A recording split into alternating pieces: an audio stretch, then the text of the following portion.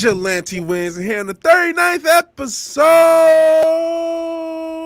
of the Culture Crime Fighters, where I'm joined not only by my usual partner in Culture Crime Fighting, Matt from Foulball Productions, but the one, the only Dalton Pruitt. And I'm excited. We're excited to have Dalton here. Yeah, this is nice, man. I haven't done just a classic sitting in front of the laptop podcast in a while. Yeah. Well, I was watching a few episodes. You co-host a show called The Loud Boys, right? Yes, with Robbie Goodwin and Joe Gorman. Right on. You guys are very funny. I was super jealous. You did have Ryan Long on there. I was watching that episode. I'm a big fan of his. And but you guys are great. You guys are a really funny show. Thank you, man. Yeah. We it's been an interesting social experiment because we started the show right before COVID hit. Okay. Like we were just going to Robbie's apartment and like sitting on his bed to record it. And it was just something that we were doing because we were doing open mics, and then Sure. and then COVID hit, and we just kept doing it on Zoom because we were like, well, there's nothing to do, so fire this up a couple hours each week, whatever. And we just kept doing it, and now it is what it is, which I feel like we are not unique, but I'm interested to see the other shows that survived COVID and can crawl out of this, because we built the whole thing during the pandemic. Yeah, like, when you guys have a Patreon, right? Yeah, we didn't even have a Patreon until like April, maybe, so like 6 months ago. Oh, okay. Yeah, so it's going to be interesting to see the performers that come out of this, because we approached it with almost like a survival mentality, where it was like, well, the world is kind of falling apart right now. Let's just have some kind of structure. And this wasn't like a conscious thing any of us were thinking. I think we just were lonely. Yeah, and bored. I mean, that's why I got on the internet. I started YouTubing during the pandemic. I was an actor in LA, and I just there's nothing else to do.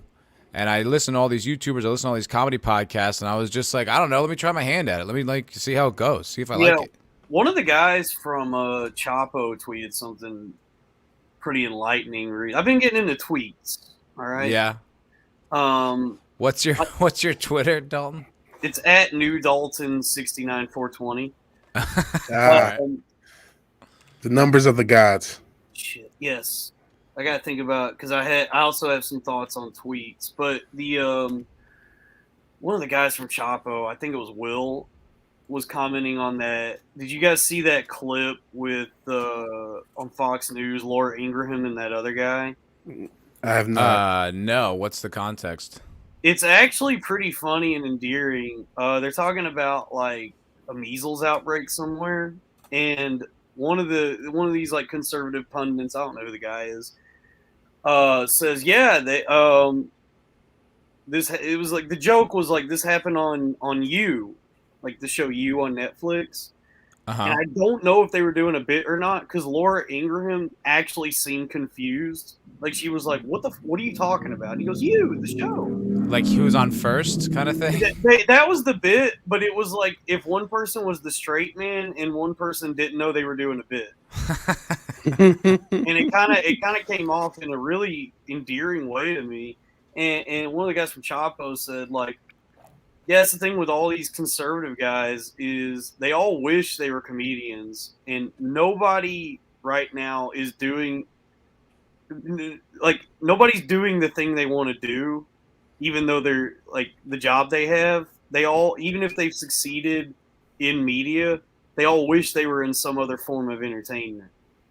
And I've had that thought before, where I'm like, why are so many people doing this thing but also trying to do this thing and that thing? And it's like, you're spinning too many plates. I thought you were going to say, like, I had that thought before, I want to be like a hardcore rapper, and so I get why they want to be comedians. So right. No, I completely understand the desire to, but it's like, my thing is like, why can't it just be a hobby?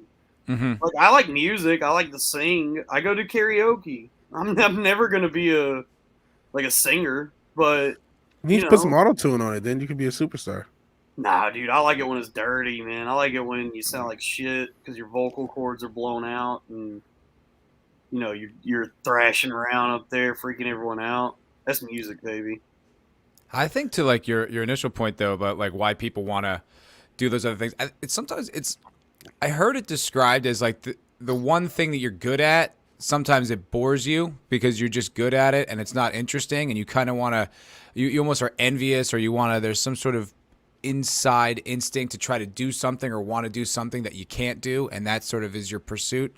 Do you know what I'm saying? Yeah, that's a very human thing, man. It's like people get bored after a while, and you got to keep figuring out new ways to appreciate what it is you're doing. And that's why I think it's good to have hobbies. But if you have let's say it's the Middle Ages and you're a blacksmith. You understand your role is that of a blacksmith. You're like a master armorer. Everyone from the four corners comes to you for their armor. Now, let's say you wanted to try your hand at being a bard. There's nothing wrong with going to the ye old open mic and playing a little lute for the evening, but the next day, get back to the fucking armory. Make some armor, make some swords. You think in the Middle Ages they had bringer shows? It was all bringers, man. All bringers. I wish more people had this perspective that live performance, entertainment, all began as a way for people who truly could not function in polite society to be able to express themselves and just hit the road, come into your town, fuck your daughters, leave, do it again the next weekend. That's all it is, man. It's gypsies and carnies and freak shows, and that's the life I've chosen. But a lot of there's all this ego and money that gets in the way, and people think it's more serious than it is. And it's like, guys, what we do is not particularly like it ain't rocket science. Yeah, on a long enough timeline, people are going to look back at what we're doing and say, "Well, whoever thought this was funny? I'm glad they're dead." Because, and you know why I can make that? Jesus Christ! Do you want to know? But do you want to know why I'm able to make that call? Because I've done that. It's like I look at some of the comedians that people say are great from the past, and it's like, holy shit! I'm so glad this dude blew his brains out in a bathtub.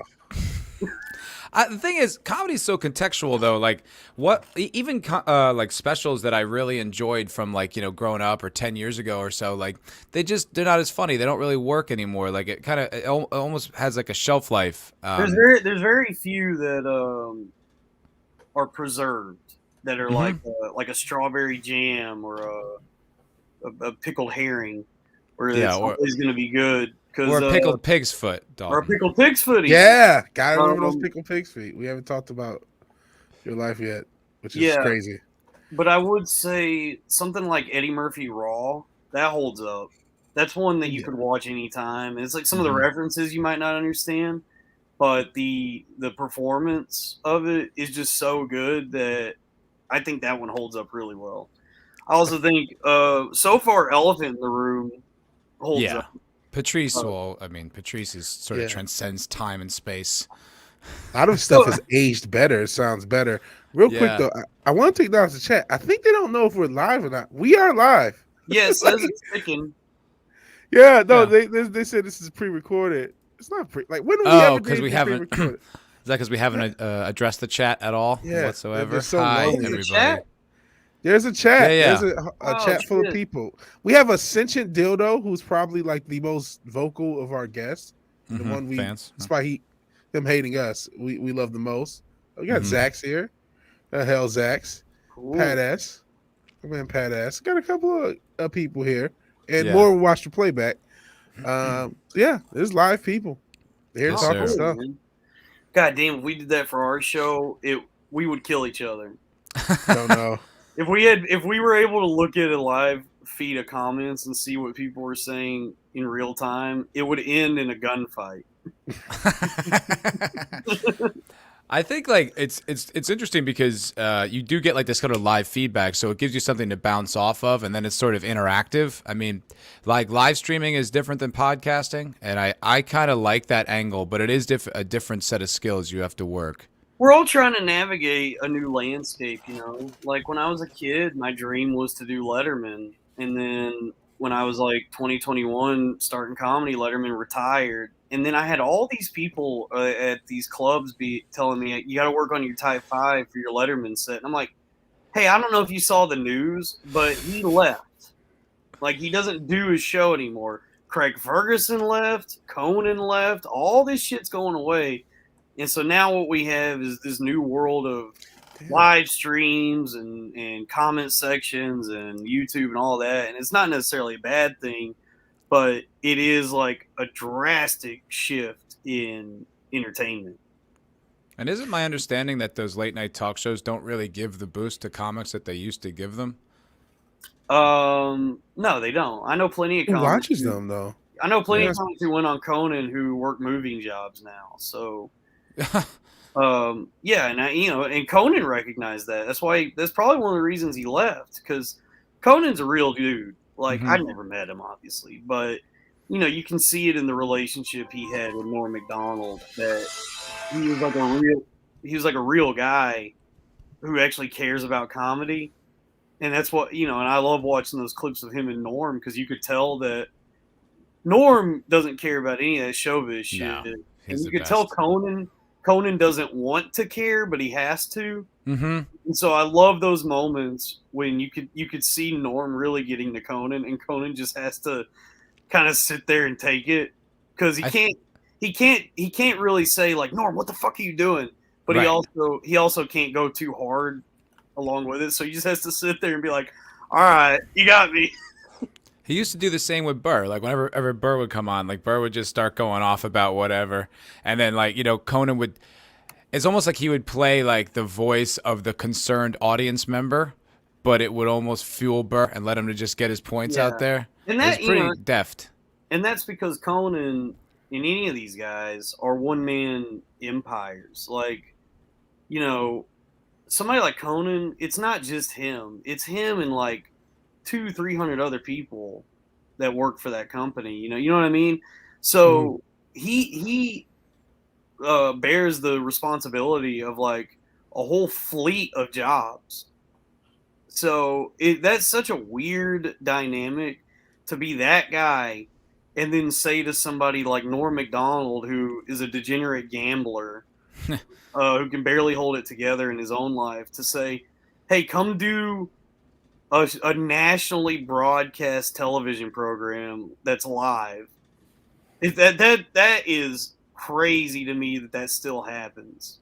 I guess it doesn't now. I say does it? Yeah. Like everything is very sterilized now, but that was such a cool moment in time to be that kind of guy, and to still say, hey, I'm going to invite true maniacs onto my show. Well, it used to just be. I think it used to just be. It's funny, so who cares? Let's just have a little bit of fun. We'll make some jokes. None of this really matters, and that's why. You're talking earlier off stage about how, why aren't people happy? Like, why are people so miserable all the time? And I brought the point that I think a lot of people think there's a lot at stake in our new current society. And look, I kind of tend to agree with that a little bit, because it does feel like the culture is being completely sanitized, being robbed of its, like the grit and the true diversity, so you could hear some wild shit, and then that would be that. It wouldn't be, we have to silence him, like that needs to stop, we need to get rid of this type of speech, blah blah blah. Like, it was just, oh, that was funny, or I found that offensive, and then everyone would just go on with their day. Yeah. It's ebbs and flows, man. You can see these cycles play out in a lot of different aspects. If you look at like, I think Tarantino mentioned this on Rogan, so I'm not breaking new ground here. But yeah, if you look at the movies of the 70s versus the movies of the 80s, there's a very stark difference in what they are. Like, the 70s was dirty, and every movie was about junkies killing each other or something. Mm-hmm. And then the 80s was more sterile, and everything was about just like rich kids hitting the slopes. or whatever. And so these things happen in these cycles, you know. We see it with music, like all this hair metal Motley Crue shit was driving people out of their fucking minds, and then grunge came around, completely changed the landscape. Kurt Cobain blows his brains out, and guess what? On a long enough timeline, everybody started to hate grunge as well. Mm-hmm. So it just keeps happening. Yeah, there's some truth in that. I think it's a little different right now, though. To be honest, So- sorry, go ahead. Oh yeah. No, I'm just saying, like, you can look at these other things and you can apply them, but you're never going to be able to have any real certainty. True. You know what I mean? Yeah. It's like, Yeah. Of course, it's different. It's new, but you know, if you look to the past, you can kind of see these patterns play out and try to make some prediction. But there's always going to be a lot of uncertainty, and I think that's why everybody's so on edge right now. Is because this is not only is it an uncertain time, but we also have been alone, but at the same time had no time to ourselves because we're all just staring at our phones, waiting for the all clear. You know, Mhm. nobody's saying it. That's what we're waiting on. We're waiting for like somebody like Joe Biden, or if he dies, Kamala, somebody come on TV and go, "Ladies and gentlemen, we're good to go." You know, But that's what's so fucking yeah. stressful is that's not gonna happen. Like that's not the happening. point. Like it's just gonna continue going like this. I don't mean to be all fucking doom and gloom on you, Dalton, but it's just like I have like this paranoid like concern that this is a beginning of the end. Like that they're working at like truly deconstructing this country. yeah, maybe. yeah. No, there's nothing wrong in actually admitting that you have that feeling. I wish more people would do that because, like, when I talk to people about this, a lot of people just go, "Hey, man, I'm just chilling. What are you talking about?" And I go, "That can't. No fucking way. No fucking way. Are you just chilling or just kicking back? Because you can't. Everything that's happened the last 2 years that's led up to now, and the fact that we're still not out of this. Just please admit that you're miserable." Just get it out of the way and say you're scared and you think the world's going to end, and then we can have a good time. But to keep bottling it up and be like, "No, everything's fine. We're all fine." It's like, no, we're not, dude. No, we're not. And you're in New York City, right? Yes, it's a nightmare out here, dude. Yeah. I've talked to so many comics who are like, "It's so good the city's back," and I'm like, "Are you fucking retarded? Do you even know what you're saying? The city's not back. The city is crawling through the ruins of all this and trying to rebuild, but we're not." Dude, New York before all this, it was like a party every night, 4 a.m. You know, everybody's still out and about, and that has not come back. Yeah, it doesn't sound like it can. Yeah. I don't know that it will. I don't.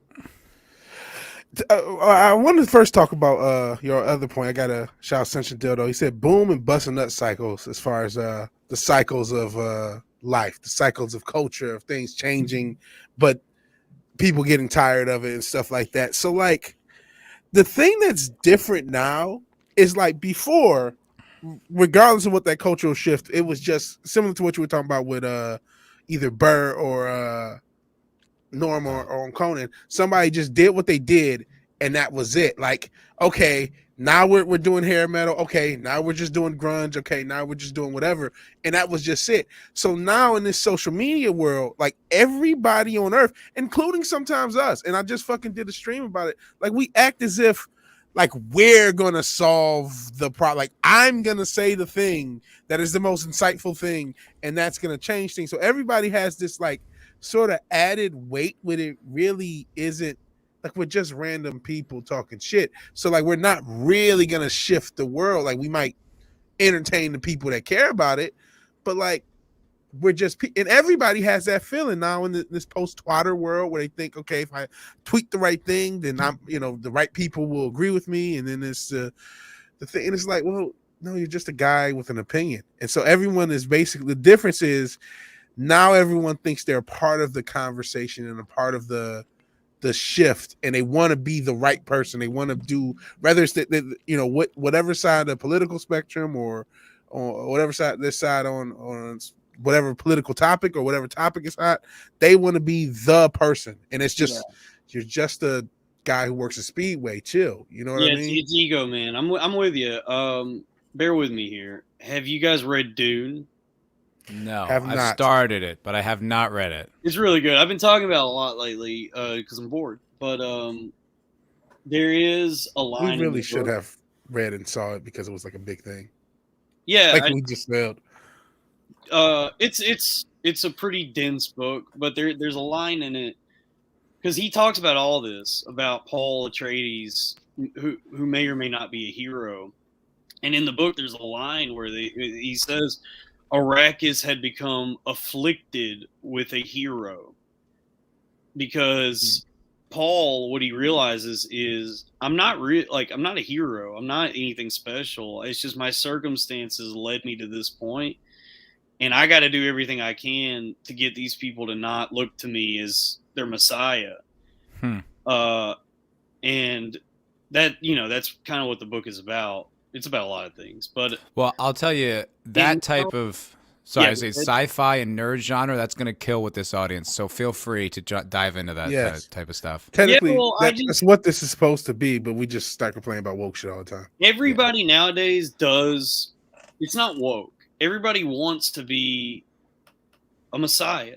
They want to be the person that can really influence and affect some change. But, what you don't realize, what a lot of people might forget, because we've strayed from the path of God these days. Do you know what happens to messiahs? They get fucking killed. They get crucified. It's true. So you got to be careful about this sort of thing. And I'm not joking. You're probably not in any danger of getting crucified, but when you start thinking that way, that you are actually in some way influential at all, you're going to crucify yourself. You're going to get to a point where you're like, why am I not able to change anything? Why is none of this working? And it's like, well, it's not supposed to work because it's not normal to want to be someone that people look to. It's normal to be tribal and to just have a community of like-minded people that you can move forward with through time and space. And I hope that happens with the internet and the way it is now. I felt it at Skankfest.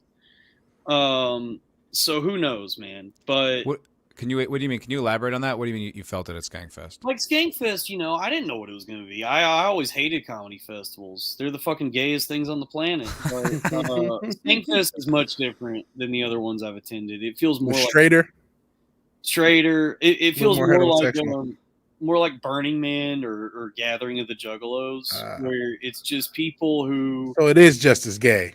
It's gay in the best way. All right. Where it's like all these people that you only know through this distant form of communications and all this internet shit, faceless avatars that are finally able to get together. My avatar is a face, right? No, but I think I know what he means. Yeah, there's something about that. We have in this community, there's this dude Gary from Nerdrotic. You know Metzger, right? Oh, do I know Metzger? Did you see the show? Did you see the Skankfest show? I didn't see that one. Well, I started it, but it was so wild, and it felt like I had to be there to really appreciate. I told them, they were freaking out about it after the fact, Robbie and Joe, and I said, guys, just be patient. This is our Tommy Wiseau's The Room. Just give us some time, because we didn't set out to do anything other than just be here, and we made what we did what we did. Just trust me on this. Hi, Mark. So that video, the panel that you guys did from Skankfest, you're saying that's like this piece of genius that's gonna creep its way through the internet? It's not even genius, dude. Trust me, it's not genius. It's an organic train wreck that just works. It's just, I watched it back and I was like, I don't know. I think this is funny. There's no part of me that feels embarrassed about it or like we did anything wrong. I was like, this is fun. This is if we keep it together and we don't all lose our fucking minds, in a year's time, we're going to look back on it and go, wow, what an experience. We had Kurt Metzger on the show. And not only did we walk half the audience, we walked Kurt Metzger. What? Kurt Metzger left. Why? He just didn't. He came in too late. He was doing stand-up. He came in like 15 minutes late. And at that point, we were already just doing like wrestling. We were like just screaming, doing stunts. Yeah. I slugged a Jello shot and spit it all over the audience. Oh boy, was that like Triple H on the wrestling thing instead Yeah, of Jello I was shot? just full on doing wrestling, and Kurt walks in 15 minutes later, and he's like, "Yo, so what's up with woke lefties?" And we're like screaming, like, "What if Rodney Dangerfield was gay?" That's what I turned it on because I was just watching some like clips last night, and I was like, "This is fucking wild." It's 3 a.m. I can't handle this right now. That was such a, I think check this I've talked to a few people after Skankfest, and there seems to be a bit of a soap opera happening for everybody after the fact. And I think what happened is like we all were just pent up with some kind of angst because of COVID, and we finally got to just party and have have a little release. And it was maybe we should have eased into that weekend because it was just too much all at once. It was so overwhelming. And after the fact, we all were like, well, none of us have any serotonin left. We gotta, because it was just drugs all weekend. It was like everywhere you turned, you could find mushrooms or whatever you're looking for. Yeah, well, the parallel I was going to draw is not quite that extreme, but I said Metzger does this show called Friday Night Tights every once in a while, and it's a Friday night stream with this guy Gary from Nerdrotic, and he did a meetup in Vegas just back in August. I went to it, and a bunch of people who like hang out and like this corner of the internet went there too, and not nearly as many drugs or spit Jello shots, but it was a really cool meetup because it was everybody that you said that's sort of just anonymous, that there's just that kind of avatar between you and them. Now all of a sudden you're there hanging out, and you all have this kind of commonality that just bonds you immediately, and the hang is so like cathartic and pleasant, like and cool. Yeah, it's very necessary. It's like I said, it's going native, it's tribal, it's not sustainable. Like when you're there, if you've ever done drugs, we've all had that thought of like, what if I just quit my job? And you know what I mean? And so just kept it up. While you're there, you do have that thought where it's like, could we just do this every day? And then by the third day, you're like, no, we can't. We definitely can't. It's not sustainable. We can only do this once or twice a year, but it's very nice. It's cool that we get to do it. Skankfest seems like a real cool thing. I definitely am going to check out one of them, in the future, because all I ever hear is like, as much as you'd think it would just be degeneracy and savagery, and it sounds like it is. It also sounds like there's like this cool, really cool, like genuine camaraderie and like love amongst the people. Yeah, man. And me personally, this may just be because I was raised up in the South, but I'm not as much of a degenerate as people think I am. I'm actually very sweet. I mostly spent the festival just going up, talking to people, and handing them cans of water, being like, "Here, you need to drink some water. You're on Molly or whatever." How many did you do sets too? I did. Yeah, I did. I did like 3 or 4 stand-up sets over the weekend, and by the third day, I was so fried. It was just there was no. I still went up, but like it was chaos. It was like me, Zach Amico, Robbie, and Chris Fago went up together, and just You went up at the same time? Yeah, we just fucked around on stage because it was the very last show of Skankfest, and so it had been chaos the whole show because everybody was just like, "What are we gonna? We're gonna do stand up? We're all on handfuls of drugs right now." So that was actually really fun because we just got to go on stage and kind of hang out and not really work too hard. That's cool. Sounds cool. And you know what? I think there's something to your point of like people just like being kind of pent up, and like whenever they have a chance to let loose, they go like insane. Because I just think, in general, rather we're talking about some of the stuff like, there's starting to be more events where people are actually there. I think that shit that happened in Houston a few weeks ago, the Astro World thing. Oh, yeah. I think that had a lot to do with it. There's 50,000 people who haven't been to a show in 2 years, and they lose their shit at a Travis Scott show, and then people, end up unfortunately passing, but that's because there's 50,000 people who have been sitting in their room for 2 years and they get to finally go to a fucking concert and they just lose it. Yeah. And you just reminded me, I need to ask you, don't feel like you have to answer this, but Vidge, are you black? Why you want to know, you bigot? Racist. I need fresh eyes. White supremacist. No. I need your thoughts on a situation that I found myself in. Ooh, this is interesting. There we go. Ask the black guy. Yeah. Yes, I am. I really it'll make sense because I think what I did, I had the right idea, but it was very white boy thinking. Yeah. Speaking of which, I to kind of go off the race, when I was listening to your you on Are You Garbage, it felt like I was like watching the White Boys in the Hood when you were telling your life story. I felt like I was like engrossing myself in white culture. I've been listening to a little Radiohead, and I've been like, I feel like I'm starting to understand you people. Like I'm starting to understand your culture. You people, yes. Where I'm from in the South, to be honest with you, it's weird. There's not a lot of difference between the poor white people and poor white black people of the South. Because I've been trying to figure out a way to talk about this on stage. Because like all the food I remember really enjoying growing up that my grandma cooked was like collard greens, cornbread, grits, fried green tomatoes, fried chicken, fried quail. All these foods. Fried quail. Whoa, that's too Southern for me. Yeah, but I was like, cool, and then you said fried quail. I'm like, whoa. Well, Vidge is from Detroit. I'm from Detroit. But it was all these foods that if you go to the neighbor next door, if they were a black family, they were cooking the same shit. And so the joke I'm trying to tell on stage is like, oh, I just realized we're just as poor as black people. That's why we're eating all this. Dude, there's a good book on this subject, and actually a channel. You were talking about it. Yeah, a channel I really like called Unsafe Space. That's going to be their next like book club book, but it's a book written by Thomas Sowell called Black Rednecks, White Liberals, and it explores this exact like all this cultural crossover in the South and where it originated, like in the Isles of like England and Scotland, as like this sort of like fried chicken is Scottish. Fried chicken is Scottish. No shit.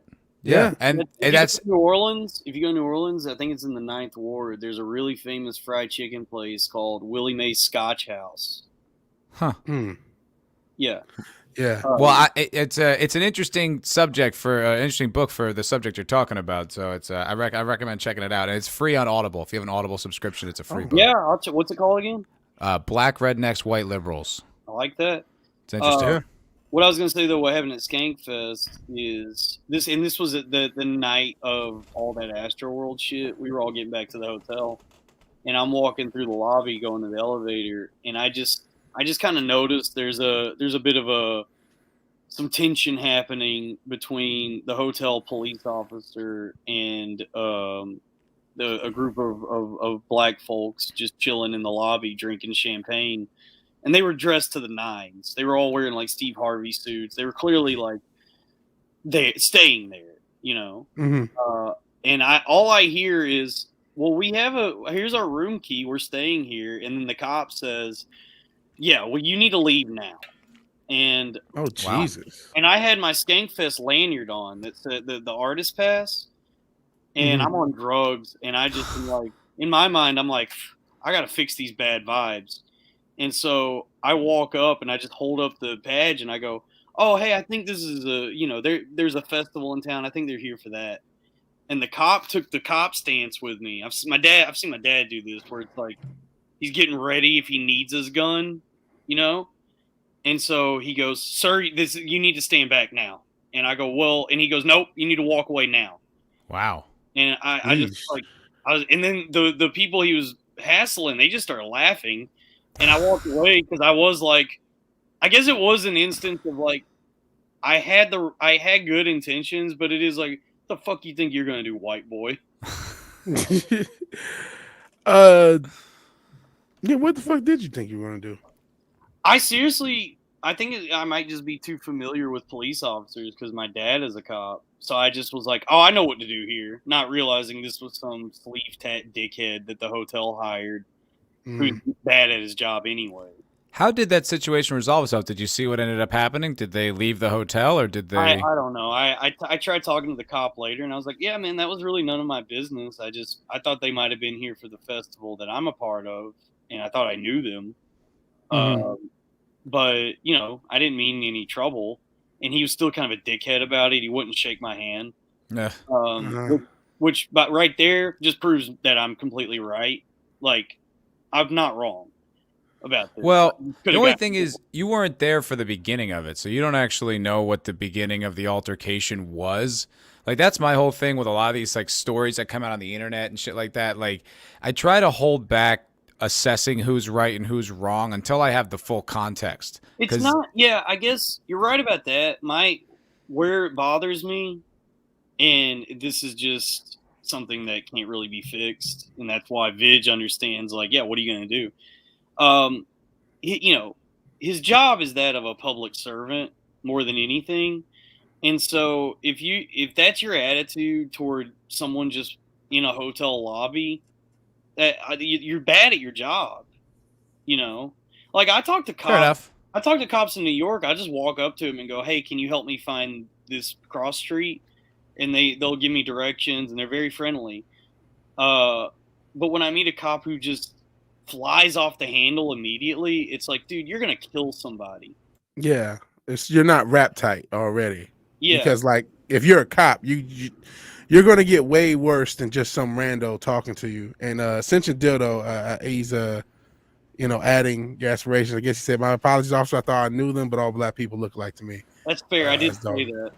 Okay, well there we go. Ascension Dildo, you knew what was going on. Yeah. You knew what was going on. No, I mean it's just a little bigotry. It's an unwritten cultural thing where it's like just don't even talk to the police. I guess because. Do you think you would have gotten involved if they weren't black? Yeah, Ooh. dude, trust me, it was mushrooms is why I got involved. Okay. It was like, yo, what are we doing, guys? Why are we fighting? And then he's like, step back now. Yeah. That's pretty funny, man. I feel like I'm so used to giving off this persona of being just a doughy retard. It always catches me off guard when someone feels threatened by me in any way. I'm like, all right, it's very strange because you seem friendly. You're the friendliest guest we've ever had, honestly. Yeah, I mean, wow. Take that, Tom. Look, let's get real. It's cool. I only got like 10 minutes left because I got a doctor's appointment. But it's all good. No worries. But I'm friendly because it's taken a lot of work. I come from a family of my dad's a cop, alcoholic. My mom is insane, and I've had crazy anger problems for most of my life, and like mood swings, all of it. So it's need for mushrooms. It's something I've had to work on, and it still makes depending on where my life is at in any given moment, it can really. That's what we're dealing with on our show now. Is like I've had these outbursts that I'm not really aware of, and everyone is like, "Dude, I don't know what's going on with you." I'm like, "Yeah, me neither. This is about 30 years of shit I got to work through." So, man, that's you do have some shit to work through. Not to be funny, like I heard your story, and you were talking about your dad being a cop, and I didn't mean to cut you off, Matt, but like tell our audience, your dad would like put heavy shit on you, right? Like he would tell you about what was going on. Oh yeah, and the correctional facilities and all that other stuff. He wasn't like a beat cop. He wasn't like patrolling. He was a prison guard. So yeah. He would come home and just unload all of that onto me. And not only that, his drinking, his detachment from the family itself. He never really wanted much to do with us beyond just having us around. But other than that, he would just take his beers and go out in the woods. And, at a certain point, I'd be like, "Hey, Mom, do you know where Dad is?" And she'd go, "Oh, shit, I got to go get him out of the woods." Jesus. So, it was very dysfunctional. And it's something I've realized like in my own life and a lot of interpersonal relationships. It's just something people can't relate to. It's like people can relate to abusive parents, but it's such a specific set of circumstances that it's like, yeah, my dad was a prison guard, war veteran, grew up in the South to very poor, abusive people. His dad never told him he loved him. So, you know, it all trickles down.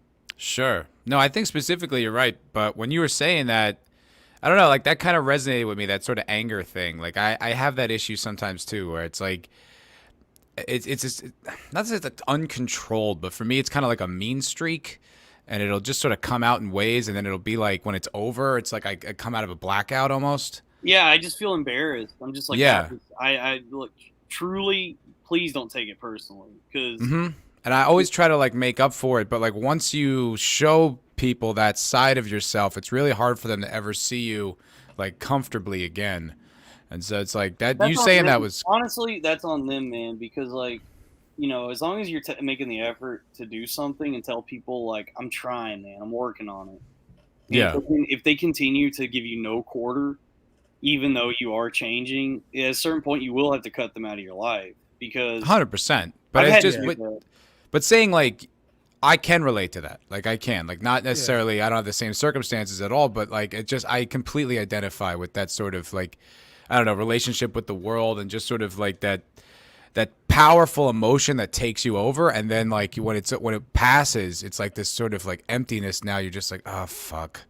Like they did it again. Like it came out again. I didn't want that to happen. None of us know what to even care about now, because everything is so scattered and we're all so alone that, you know, we find ourselves caring about something a lot only to realize it's not important.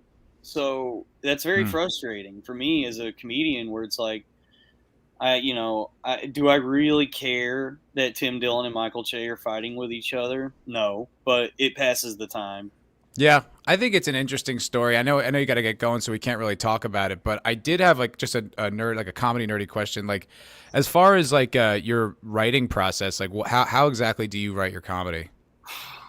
I never know how to answer this. It's such an ethereal idea, that writing. But my friend Mishka Shibali once said that I have just a wasp's nest in my head, that you know, there's just a swarm, and I don't even know when the swarm, which part of the swarm is coming or when. But really what it is as far as writing goes, it's just a matter of discipline and work. You know, I make sure I stay well read. Like I have a library card. I read a lot. I try to I engage with the world. You know, I just talk to people and do things. I've gotten into playing chess with black guys in the park. Specifically black guys. White boys won't cut it. They are so fucking good at it, dude. There's all these guys at Union Square that hustle these tables, and they're like $5. I've heard about. I mean, they're kind of famous. Yeah. And so like I go up to him and I hand him $5, and I'll sit there and he doesn't say much, and then like in 4 moves he's like, checkmate. And I go, what? And he goes, all right, check it out. And he shows me how I've been checkmated, and I go, God damn, dude, fair is fair. And I'm working for the lesson. Yeah, and well, no, I asked him, I'm like, how do you do that? And he goes, shit, man, you gotta download the app. He's like, that's all he said was like, wow, you gotta download the chess app, figure it out, come back. Huh. That's sort of like the advice I've ever heard for like doing stand up. Is like just go do it for 10 years and then come back to me. Anything, man. It's like there's all this structure and rules in place for the idiots, but at the end of the day, it's all about feel. It's all about just can you feel what you're doing and express it. Some of the best songs are very minimal. You know, you look at somebody like Jack White. 3 chords, that's it, and he's got how many albums? You know, he's a master. So it's funny. I was just playing some White Stripes. I'm trying to learn guitar, and I was actually playing. White Stripes is a good place to start, man. I used to power chords. I played guitar in high school. I don't do it much anymore, but I love minimalism. Margarita pizza, you know, very simple things. Sure. And I think White Stripes is a perfect band for really getting a feel for guitar and drums, because it's just all groove and rhythm and rock. So it's, you know, and I apply all of that to what I do. It's groove, baby. It's rhythm. I don't know. It's a matter of feeling and expression. So as far as writing goes, you know, I read a lot. I'll sit down and write. I'll mill around, walk around. It's funny. I was listening to like a few of the episodes of like your show last night, and I was like, Dalton's like deceptively intelligent. Yeah, that's something I'm starting to struggle with because like I leaned a little too hard into all this kayfabe, and now the people think I'm actually retarded and completely lack any self awareness. Got to repackage your gimmick. Yeah, I got to reinvent myself like Madonna.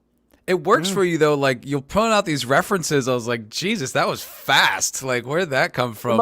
Somebody said it is like Dennis Miller with autism. Dennis, yeah, yeah, sure, or just Dennis Miller. I mean, I was just about to say with autism. There's a difference. He already has the autism. I guess it's just Dennis Miller if he grew Southern up Dennis Miller. It's Dennis Miller if he grew up with anime instead of history books. Yeah, there you go. Well, hey, Dalton, thank you so much for hanging out with us today, brother. Really appreciate it. I'm going to put in the chat, I'm putting the link to the Loud Boys podcast on YouTube. Give it a look. It's really funny. They got some great comics on there. I saw Dan Soder, Ryan Long, and the boys themselves are funny. Yeah, so. and for real, subscribe to the Patreon. We just dropped an episode that happened right after Skankfest, and we're all kind of tense. But nice. We had our buddy Sammy Obeid on, and we do something really fun with him for that episode that I did not think we were going to do it as well as we did. That's awesome. So if you $5 a month, that it's really fun. Right on, man. All right, well, thanks again, Dalton. Come back and see us, all right, brother? Yes, please do, man. I would love to have more time with you. You seem like a good dude, and there's 1,000 things I want to talk to you about. So, man, feel free to come back on anytime, man. For sure, man. Yeah, just hit me up. Right on, brother. All right. Yeah, we'll do. Take it easy, guys. Take it easy. Bye. Peace. Dalton Pruitt, everybody. Dalton Pruitt. It's a great guess. I know, man. I could have kept talking to him. It felt like, it felt like the first act of the conversation, you know? Yeah, and like, I really hope we can do more stuff with him. Like, he's a very engaging guy, very good vibe. Good vibes, man. Good vibes. Good vibe. And it's funny, too, like, he was having such a serious conversation. Every time I listen to him, he's always just joking around and, like, saying wild shit. And to hear him just be so, like, introspective and serious, I was like, wow, this is not what I expected at all. Yeah. Please check out the Patreon stuff, man. You gotta support people, and just check out his channel in general. Please check it out. Sorry, guys in the chat, didn't get to as much as you guys stuff. Still wanted to keep you guys a part of it, but got a guest going. I like to keep him just going. You know what I mean? Yeah. And so, he's like, I had so many questions. I wanted to ask like what his kind of goals were in entertainment and comedy because it's so different now. You know that like. It's kind of like if you look at like Tim Dillon, he makes something like over $100,000 a month on Patreon, and it's like really, yeah. So it's like he made it. Like, what else can you really? How much higher are you going to go? Like, what else do you want out of this business to make a few $1 million a year talking shit? I mean, that sounds pretty good to me. So like, we need to do a Patreon, and I'm not joking about that. I've thought about me and you. Like, the thought I actually just crossed the past week. I'm like, man, what if we did an extra show for Patreon or something like that? And I thought about saying it to you, but now, like, after that, I'm like, I'm just saying it now on live on air. Like, because I'm like, I don't know. I think that might be a thing. Because I thought the only reason I haven't done a Patreon, I'm like, what the fuck am I going to do differently? But if we had a shared, like, Culture Crime Fighters Patreon, we can add an extra show just for Patreon. It's not a bad idea. You know what I mean? And that way we know this Patreon show, we don't have to worry about suppression. We don't have to worry about saying the coof and all this other shit. We can just talk normally and put it on Patreon, charge $3 a month, and then, or whatever it is. And the people who really care, to hear that version of us, will hear it. Yeah, we could definitely talk about that for sure. Yeah, I mean, off air. Yeah, Pat S keeps telling me to do the memberships thing, which I think I'm going to do, but I just feel like I don't even know if I have enough to offer like another show. I already do 2 streams a week, and trying to put out content in between working and stuff. I don't know if I have enough to offer. Yeah, that's how I feel too. That's why I think if a share show may help me. Yeah, Man of War. I saw this. Yeah, I have the same goal: not going to prison and watching out for. Play cornhole in real life, but who knows? Who knows what's going to be illegal? Who knows? I mean, we could be tossing the gulag tomorrow. Yeah, I don't know. And like I said, you know, like we talk about it like every week, but I'm fairly certain YouTube's suppressing me. So I'm definitely looking for other outlets because I'm tired of working hard and then being like, no, Yeah. no. Hey, speaking of which, though, I did put out a new video today on my channel. If you guys want to check it out, it's my Expanse Season 6 trailer reaction. I know trailer reactions are a little lame, but I usually use it as a springboard to talk about, like to just give it my opinions on what I thought on that one. And I recorded it. I recorded it on Streamlabs. It didn't quite come out as good as I wanted, the video quality. Like I thought it would be better, but it was actually worse than StreamYard. But like the second half, like after the trailer, I just go for like 10 minutes. I didn't have to edit at all. Like one little, maybe 2 cuts and one little censor beep, and like that's it. I was like really fired up about that. So I could take a look. Yeah.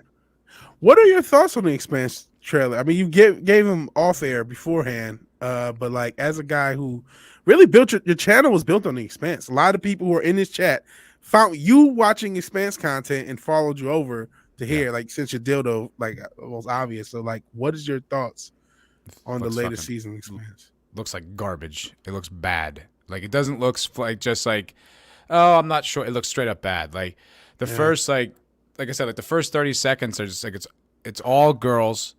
Like Holden, the captain, the star of the show, is barely in the trailer. He's got like 2 lines. Amos has got like 1 line. And it's all Avasarala and Bobby and these girls I don't even recognize and Drummer, but like Drummer's like talking about like her feelings and shit. It looks weak. And you know Elvis, he in the comments he was picking apart all like the bad physics and the bad spaceship stuff and all. It just it looks. Whole thing. Yeah. Oh man, so they're even suffering that element because that's their whole gimmick. And speaking of suffering, it looks like our own Man of War 665 neighbor of the beast, your first super chat. We always remember our first. Is just back from physical therapy and is in pain and hungry. I hope you feel a little bit better and get something to eat, Man of War. Word. Yeah. Word. Yeah, but that was very cool of Dalton to come out. I watched that. Yeah, I watched that Are You Garbage podcast, and this is why like I'm always so blown away that anybody watches us, because it's always such an effort for me to watch someone that I'm already not convinced I like, you know. And so I was going through the Are You Garbage. I went there because Jim Norton was there, and then I watched the Sam Roberts episode and like a few other comedians that were really good. And then one came up with this guy Dalton Pruitt, and I was about to be like, I don't know who he is. Fine, fuck it. Let me just try it. I was like, this guy's fucking hilarious. His story's insane.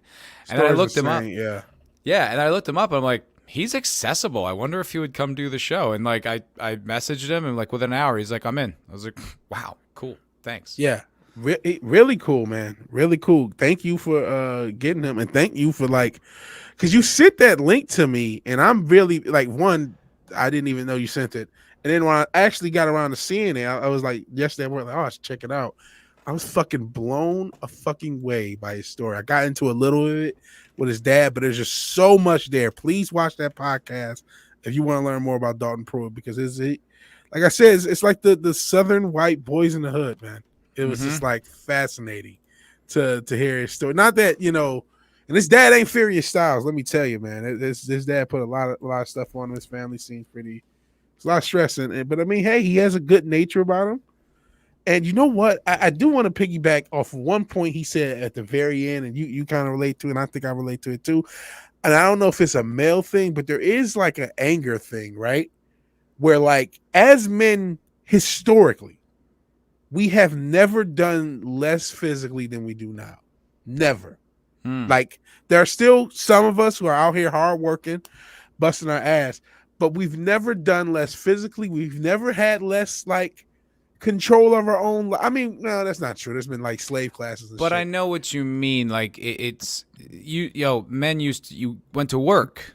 Men went to work and it was physical, and then they would do stuff that was physical, and they were men. Like not only is it there's a physical element, there's and yes, it is on YouTube. I put the link in the, in the chat. Oh, there you go. There's the link right here.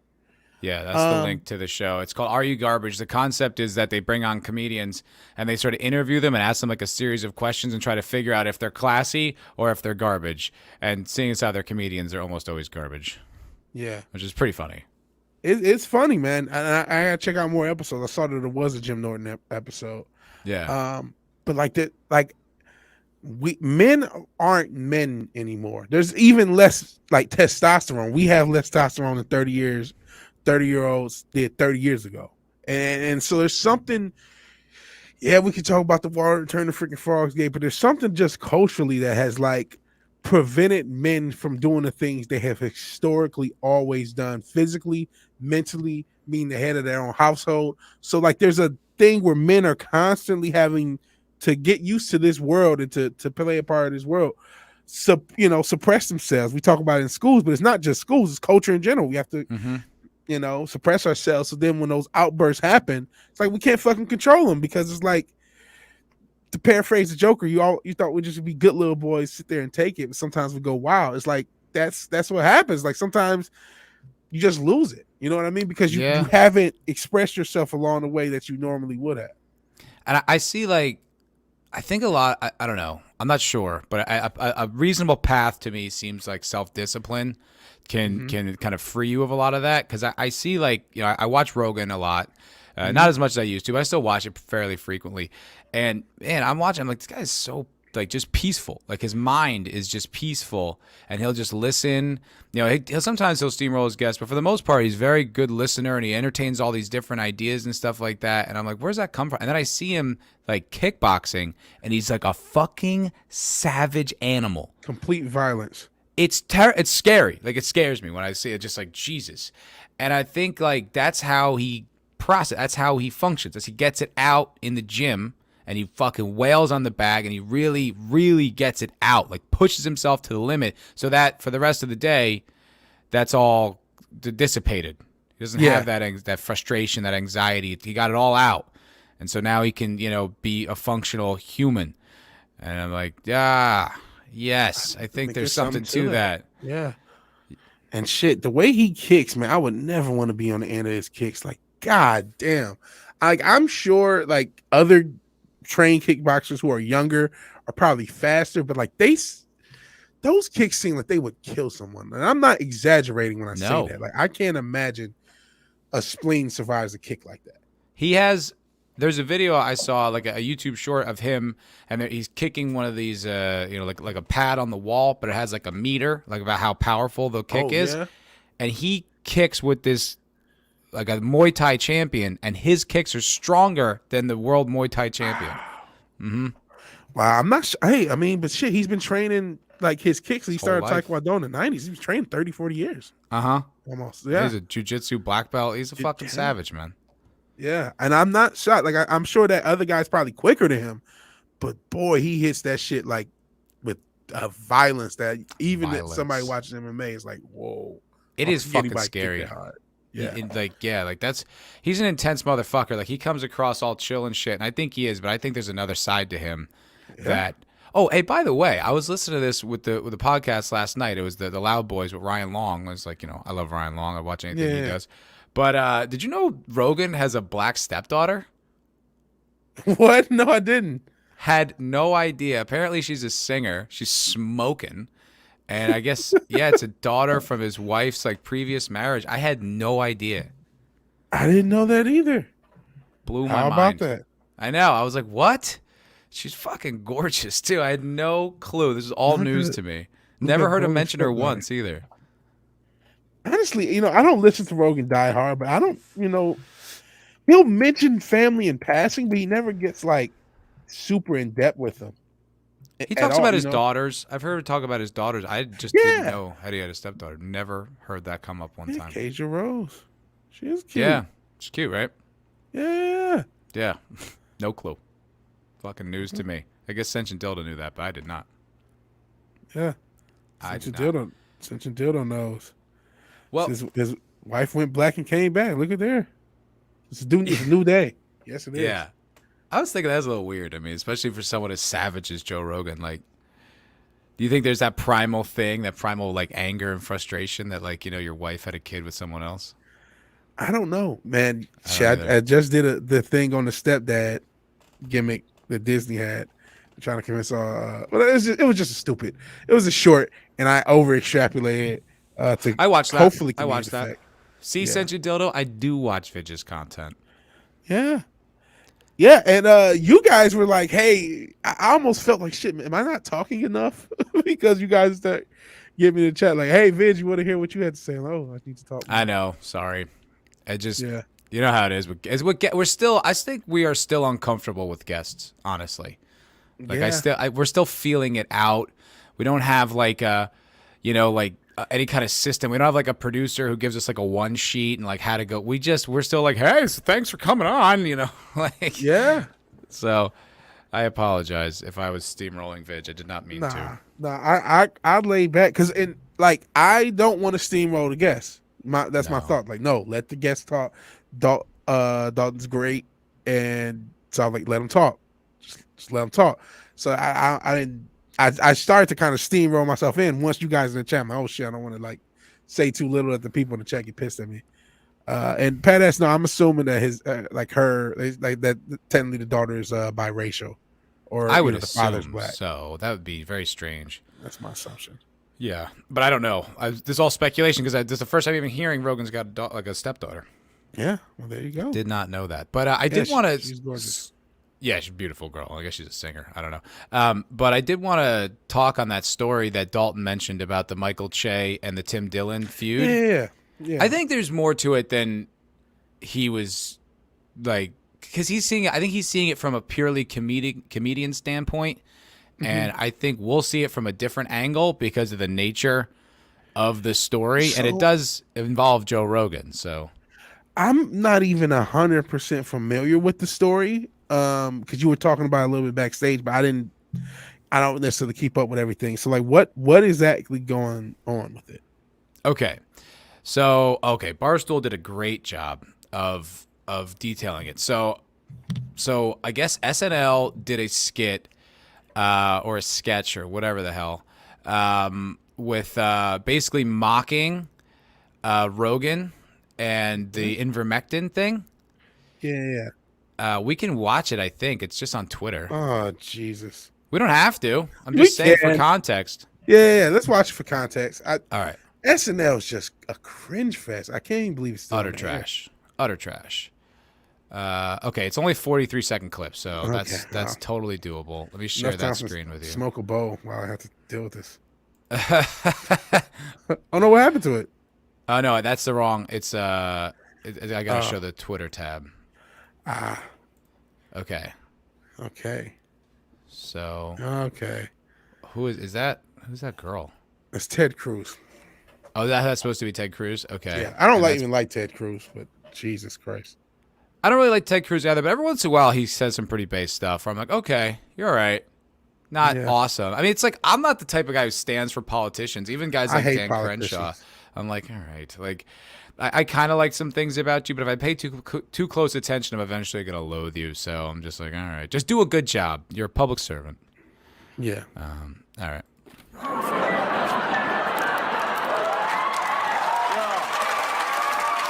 Well, that's right. I used to host Fear Factor, and now doctors fear me. Can you help me, Joe? Oh, sure thing, Big Bird. You see, I took Carlos Mencia down. I could take COVID. What? Here's some zinc, an ayahuasca, and some horse medicine. Well, why would a bird take horse medicine? I'm a human, and I took horse medicine. And I'm speaking of things that are horse-like. Today's two sponsors are the letters S and D, as in I can S my own D. Wow. Oh, boy. This is unwatchable, man. That's really bad. Like, this is has nothing to do with politics. This is a non-political, like, bro, SNL used to be funny, man. SNL, there was a time, and I mean this with no joke, SNL put jokes together that were funny. Yeah. Fuck, you can make fun of Joe Rogan, and you can literally make fun of all the shit that you're talking about and be funny. Why aren't you funny? I'm not okay. I don't agree with the horse medicine shit. There was a million ways to do that. Fucking the guy looks nothing like Joe Rogan. He looks like he goes around in a white van with candy. I don't know who that guy is. Was that Pete somebody Davidson. said Pete? That was Pete Yeah, Davidson. That's Pete what he looks like Davidson, now, or is that? Well, I mean, he's trying to look as Rogan-y as possible. His Jesus. shoulders up and a bald cap. It looks horrible, man. Never thought SNL Well, that was that also funny. extremely disrespectful. Like, I understand. Like, first of all, Pete Davidson's a comedian, so he's not just like a sketch guy. Like, so he should have like kind of a base level of respect of someone like Joe Rogan for like what he built and what he pioneered. Like, the idea that his legacy is purely just taking down Carlos Mencia is fucking ridiculous. Like, Yeah. that's one little thing he's accomplished. Like, he's such an accomplished performer. You don't have to like him, but that's No. it. That's all he ever did was take down Mencia. I can take down COVID. Fuck you. Are you kidding? Bro, most people probably forgot about the damn Mencia thing. It was like 10 years ago. It was like Almost 10 years 15 ago. years ago. Yeah. It And was- he did, by the way, he was a total fucking hack. He was stealing Ned from Holmes. comedians. Yeah, it wasn't just like he did it out of pettiness. He did it like righteously, and it cost him a lot. He got banned from the Comedy Store for a long time. That wasn't just like a passive, like petty thing. That was a real righteous thing he did. Yeah, and that's actually either pre-Rogan experience or like right at the beginning before it was really popular. That was like a while ago when he did it. So it Definitely wasn't- before the $100 million Spotify deal. That's for sure. Yes, like well before that show. That was even before like any significant episode of Rogan, whether it was Graham Hancock or whoever else that you saw on there that made you like Joe Rogan. That was well before that. I think it was before the show even happened. I'm pretty sure because the show's been around for a long time. It has, but I think that shit happened 2007.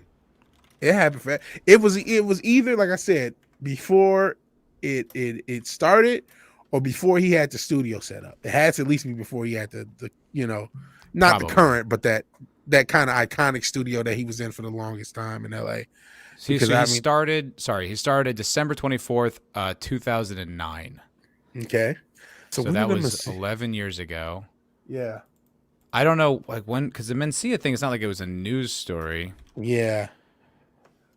But I mean, there were lots of YouTube videos on it when that was the first one. Oh, you know what? It says in 2007? 2007. You were right. Was it was before. before. Wow. So that just gives you the context, and I can't imagine that many people like that immediately remembered that thing. That, as far as the whole Mencia thing. So for that's not the first thing people think of. I don't think Fear Factor is the first thing people think. I think people think of his podcast, Of course. his show. It's revolutionary. Man, they're just so out of touch. Just So- be funny. I don't have to agree with everybody all the time. For fuck's sake, put effort into the sketch.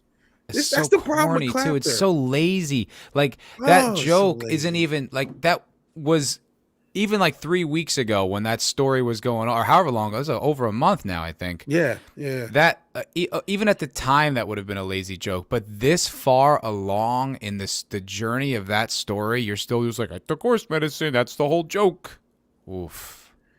And that is the joke. They don't listen. They don't even commit to the bit. Okay. No. Like it would have been one thing if it would probably been still corny, like he was growing a horse. Just something. That's something. creative. Something that shows that the point of this joke, even if I disagree with it politically, was to make me laugh. And that was the point. Not to like, hey guys, we all dislike Rogan. He did the stuff that we told him not to. And Yeah, like that's if he when- said if he came out like in a horse costume Yes. and then said like, hey, take some Alpha Brain. It'll take, I know about this type of stuff. Like didn't say the horse thing, just implied it. Like that would be funnier. But to Yes. just flat out say this is take horse medicine and zinc. It's like, oh, the idea that taking zinc is a joke. It's like, what is happening? This is the highest like financed sketch comedy thing in the land, and this is what you guys have? Holy shit.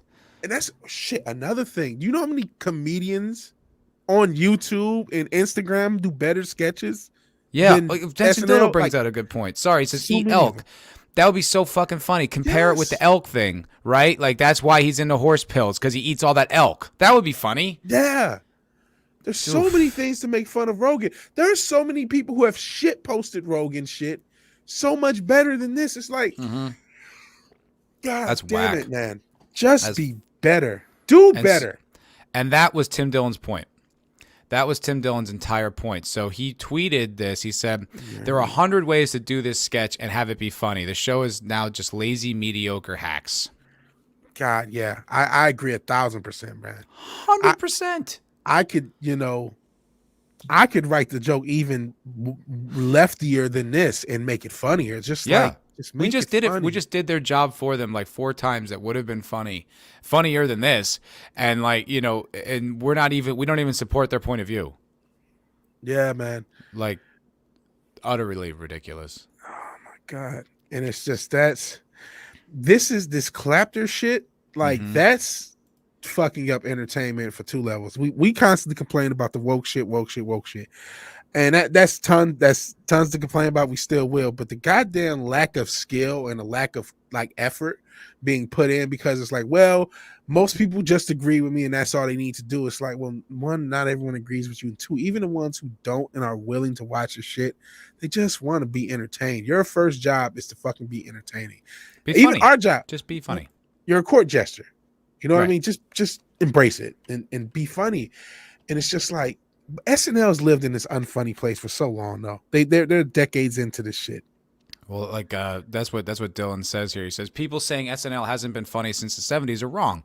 Farley, Rock, Sandler, Myers, Norm, Sherry Terry, and Molly Shannon were brilliant. Tracy Morgan. Also, the Hader McKinnon era was funny. I don't agree with that, but that's his I don't agree opinion. with that either.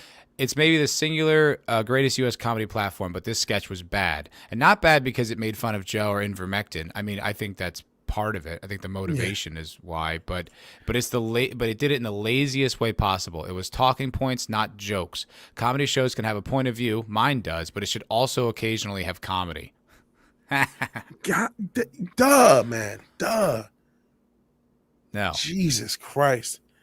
And so, yeah, he goes on, like, then the article comments on it saying, basically just reflecting what we're saying. Yeah. And then So what pissed Michael Che off? Well, that he even said that. I think the hack thing probably was the thing that really sparked frustration in Che, because Che does the Weekend Update with that, with like the most Chad looking guy ever, but he's okay because he says the right things. Okay, he's married to Scarlett Johansson. That guy. I know who you're talking about. Yeah. I forgot his name. And so, see, you know what? I didn't even know Michael Che was on the show because I don't. Yeah, I don't he does watch Weekend the show. Update. Look, I'll tell you what.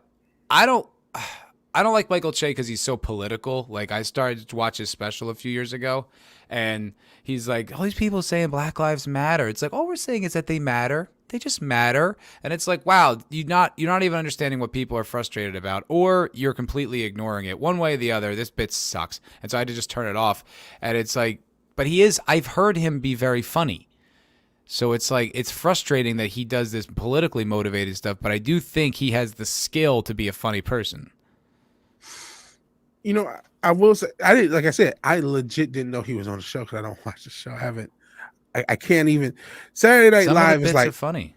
Milkman. Like this is still going on. Right. Wow.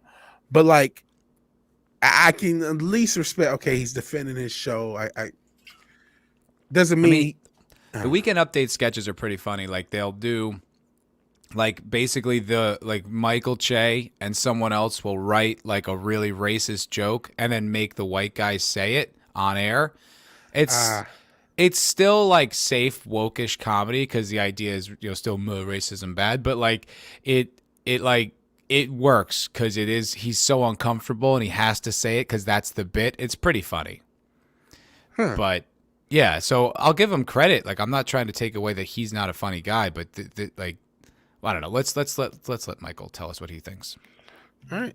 So he doesn't have a Twitter because I don't think he can because of his job. Tim Dillon points that out, and so but he puts this. Wait, before we go, how come he couldn't have a Twitter on? Just like they won't let him? SNL. I mean, if you ran a giant corporation and you live in the woke cancel culture era, would you want your people on Twitter? But like, I wouldn't. Why Twitter as opposed to like Instagram? I don't get Who it. fucking knows? Could just be company policy. It's probably some stupid HR decision. It probably is, but I would either ban him from all social media or let him do any because I wouldn't think Twitter to be more whatever. But he's a comedian. He needs to have some social media outlet to let people know about his gigs. Yeah, yes, that makes sense. It's probably in his contract. Anyway, and honestly, it's probably a blessing because Twitter sucks. Twitter does suck indeed. So this is his Instagram stories, and so he screenshots them and then comments, "Lol, you got to be kidding me, Tim Dillon. What's the world coming to?" Then he writes, "Tim Dillon, Tim fucking Dillon. So I think he's trying to like just discredit Tim in general. I think I get his point. His point is like, if I'm getting it right, if I'm trying to translate, I want to be fair because we could just kill Michael Che. You got to be fair. I think his point is like, dude, your whole thing is like political based. Who are you to talk about us being political based? Which I don't think. But Still think he's missing the point to do that. But I think that's what his point is by saying Tim fucking Dillon.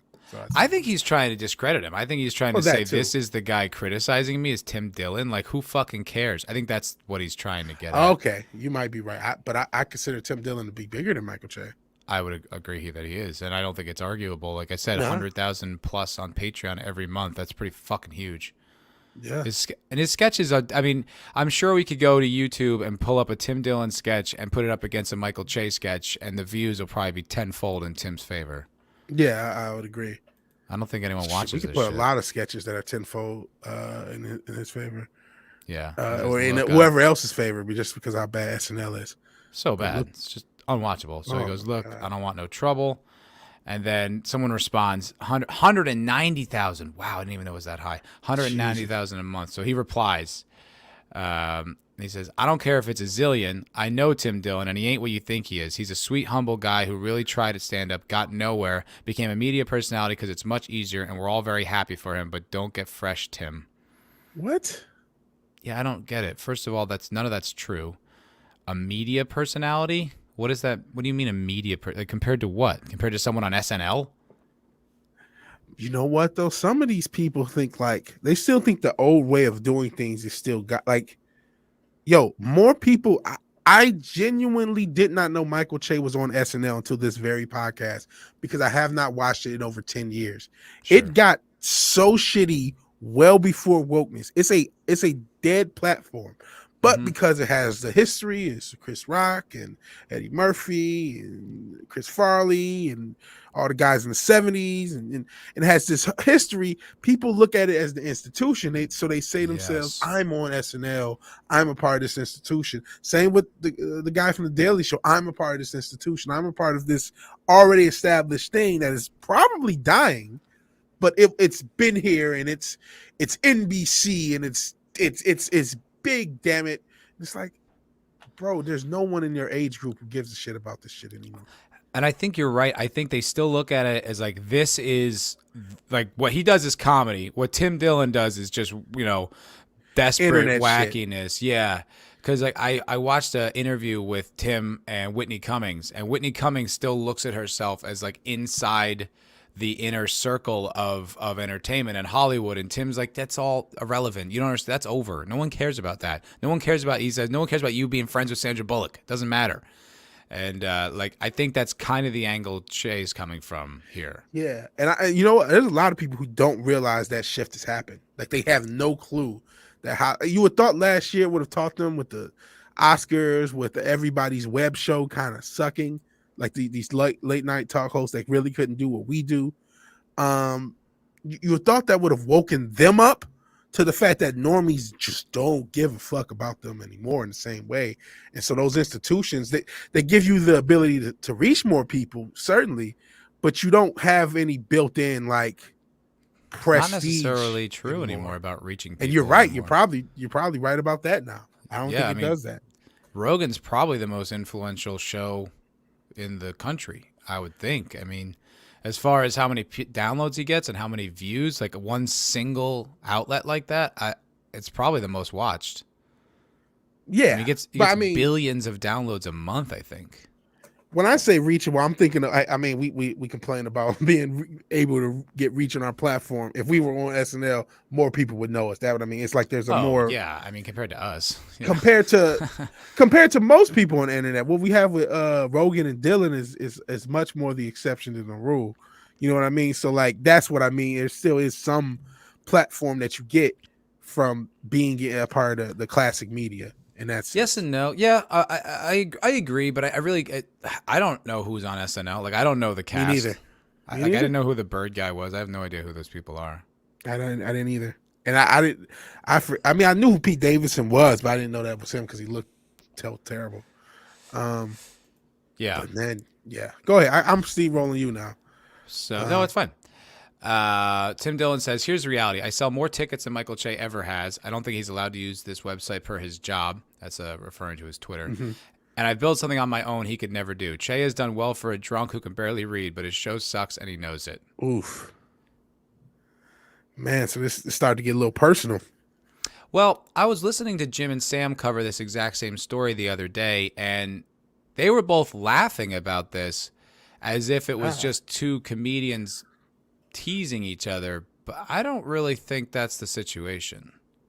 Yeah, I think there's some sting there each way. This feels real. Like, a drunk who can barely read is clearly a joke, but the thing about selling tickets is not. That's the case. And the idea that, like, because Chase says here he really tried to stand up and got nowhere. It's like, that's not true at all. He's a very successful stand-up comedian. Yeah. But, I think when he says got nowhere, he's thinking from the Hollywood perspective. He didn't get anywhere here.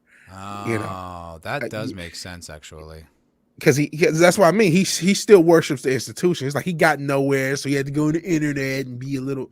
He didn't mention the internet, but they have that idea, like, oh, he couldn't cut it amongst us elites who are on television. Yeah. Okay. Yeah, I think that angle makes sense. So that's what he means. Yeah. And his show sucks and he knows it. And that's the truth. I mean, you can't deny it. God, like, that's so bad. If you think that that's funny, like if you honestly thought that sketch was, like if you authentically believe that's funny, you have no business being in comedy. You fucking suck. Yeah, man. That's unforgivably unfunny too. It's just like so bad. So then Che writes back, all fair points. I'm very proud of Tim. I don't want no trouble. Huh? I don't get it. Like, I don't know what he's doing there. Like, I think he's trying to be like, this is beneath me. I don't really care. Like, whatever. Like, I don't want trouble with Tim. I'm afraid. I think that's the angle he's going from. I don't know what his angle is. I don't know, because I'm almost wondering, like, did the trolls come out, or you know what I mean? Sometimes you react to something on the internet, and then you get lambasted in your own comments, and you're like, oh shit. Yeah, but I don't know. I don't either. I have no idea. And it goes on. Then the same guy says he's selling out theaters on tour right now. I'm a fan of both of yours, mind you. It's him and Sam Talent doing a theater tour. He just sold out the Beacon. Okay. I mean, that's the New York City. The Beacon Theater is a big theater. I see.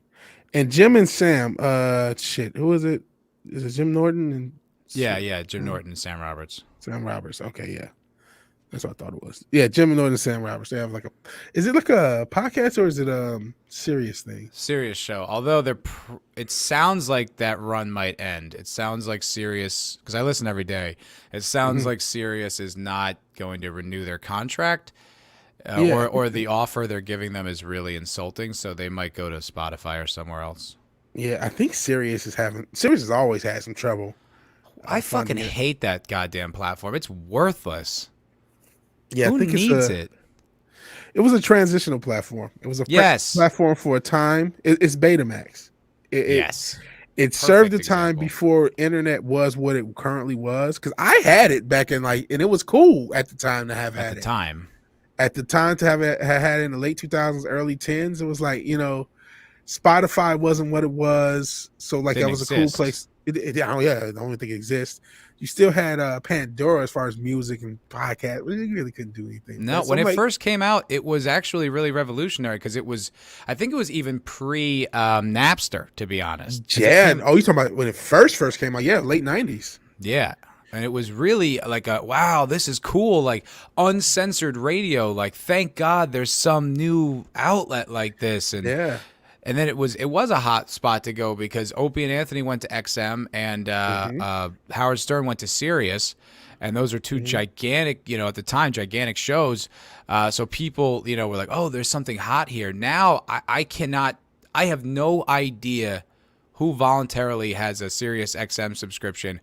And the only reason I don't even have one, I pirate it all. But the only reason I have had one is because, Jim and Sam, because that's the only place you can get them. That's it. It's the only reason I would do that. It's like music, a music fucking playlist. Are you out of your mind? What year is it? Yeah, it was cool at the time. Man, and you know what? You know what's funny about this? I did have a Chrysler car, which is why I had like a free year Sirius, and I renewed And it. that's a lot of it. And I I renewed think. it for a couple years, and it was super cheap, and it was like cool. And then like podcasts happened, and it was like, well, I guess there's really no need for this at all. So yeah, man. But as far as the this whole Michael Che thing, this is like really weird. This I don't want no trouble thing is very weird. I think he's just trying to be cheeky.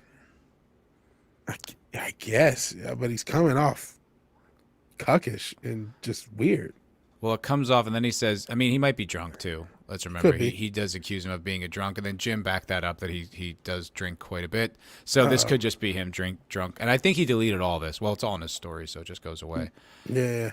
But he says, but in the words of a prodigy, seriously, folks, what's this world coming to? Okay. I don't know. Honestly, that's what I thought when I saw that sketch. Is that supposed to be like a reference to Goodfellas? Like, what's the world coming to? Is that what he's doing there? I don't get it. Man, I think the drunk thing may be, I don't want to, comment on Michael Che. I've never met the guy, but I don't know what's going on with these, with I want to say tweets, with these posts. I have no idea what's going on. No clue. It's really weird. And he says, Lowell, the last time I saw Tim Dillon was about 3 years ago, and he was so nice and complimentary, and I told him I was very proud of him, and I still am. I'm not going to say nothing to Tim that I wouldn't tell him in person. He's a sweet guy. Ask anybody who knows him. Okay. Okay. Does that mean now your sketch is good, or are you admitting your sketch isn't good? I don't understand.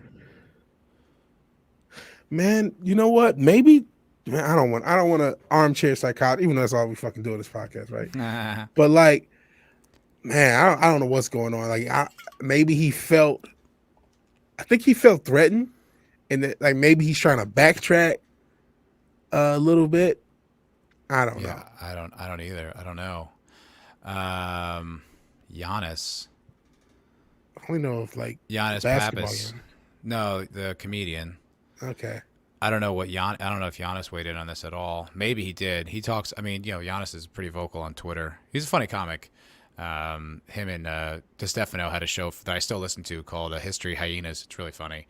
They're nuts, and then they talk about history. It's really actually a very interesting show. They don't do that anymore, but maybe that's what he's talking about. I would assume he means Giannis Pappas. So I don't know. You'll tell, Lowell, tell Giannis I don't want no trouble. I don't want no trouble. I think that is a backtrack. I don't think he's like being cheeky. I think he's trying to backtrack. He's trying to backpedal. I don't know. Well, I don't know. That's my assessment. I couldn't tell you. You could be right, but I feel like he's just like. I feel like it's one of those things where he thought he was the smartest guy in the room when he first said something, and then some of the feedback started to hit him, and he said, "Oh shit, this is not good," and then he just tried to slowly backtrack. I don't know. Ascension Dildo's point, I think, is really probably the more accurate one. Drumming up some interest in his new special. Drama's an effective tool. Maybe I didn't know he had a new special, so there's that. Apparently, he does this. Apparently, like, this is his thing, that he'll like kind of create drama online, and then it'll draw attention to him, and then like it'll help him sell stuff. I don't know. The 50 Cent logic, just start beefs. I guess. I don't know. I listened to the most recent episode of the Tim Dillon show, and he wasn't like angry or anything, but he addressed it frankly, and it didn't sound like it was just jokes between comedians. It sounded like he's I don't think it is. Yeah, I don't think it is either. I think it's very much serious, and what can Che really say though? That's the thing. Like, what can he say that was funny? We do a good job here. It's like, that's not true. Yeah, that's why the best answer is to say nothing. Just say nothing at all. I can't imagine. I mean, how many people criticize SNL? How many people criticize SNL over the past 10 years? It's like, deal with it. Over the fucking whole time, I mean, there's going to be critics. Shit. Even when it was at his peak, there was critics. You don't have to answer it. Especially if you're, he didn't make it, which I took as, he's beneath us. If you think SNL is so high and mighty, you don't have to answer as peons when we don't like your shit. Yeah. I mean, really strange. really bizarre. But it's you don't really see comedians beefing back and forth like that. That's a pretty unique thing to happen. Yeah. Like what Dalton was saying off air, but it was that like you keep that stuff in the green room. You know, you talk shit to other comedians, and there's kind of like this code of honor, this sort of like La Cosa Nostra thing, where you just you keep it in the family, you don't let it out. So it's weird that it became public like this, but maybe he wrote the sketch and just took it personal, and then he spat off. if Che wrote that sketch, that's pathetic. And I mean, hey, everybody has a bad go. If you did write that sketch and it just sucked, just own the fact that it sucked so you could get better. You know what I mean? There's nothing wrong with that. Yeah, personally own it. Don't even mention it. Yeah, just like man, because listen, I'm sure Tim Dillon is not the only one who said this sketch is complete trash.